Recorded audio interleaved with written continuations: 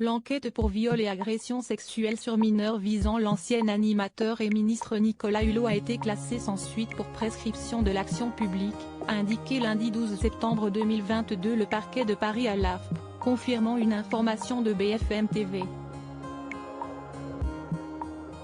Ouverte le 26 novembre 2021, l'enquête avait suivi la diffusion d'un documentaire dans Envoyé spécial, dans lequel 6 femmes accusaient Nicolas Hulot de violences sexuelles qui auraient eu lieu entre 1989 et 2001.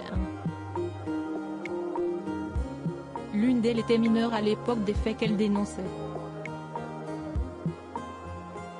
Il se serait produit en 1989 par Nicolas Hulot à la sortie d'une émission qu'il présentait sur France Inter.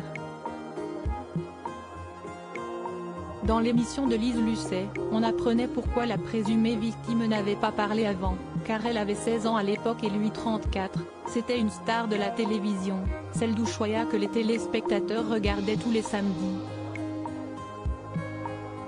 Nous sommes en 1989 et il lui aurait demandé une fellation dans un parking aérien, alors qu'il la ramenait en voiture après une émission de radio sur France Inter. Elle sait que les faits sont prescrits et invérifiables, je n'ai pas de preuves. Je ne m'attaque pas à n'importe qui. Lorsqu'elle a appris que Pascal Mitterrand avait porté plainte en 2008, elle était bouleversée. Puis l'enquête de l'Hebdo a été publiée en 2018, elle a décidé alors de parler. Nicolas Hulot avait été entendu par le parquet de Paris le 24 mai 2022. L'ancien ministre de la Transition écologique avait répondu ainsi aux interrogations des enquêteurs de la Brigade de protection des mineurs, BPM, de Paris, en audition libre sur les soupçons de viol et agression sexuelle.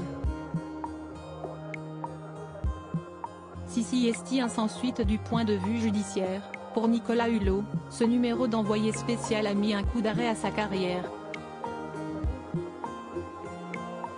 Quelques heures seulement avant la diffusion du numéro d'envoyé spécial, il s'était dit écœuré et avait décidé de se retirer de la vie publique.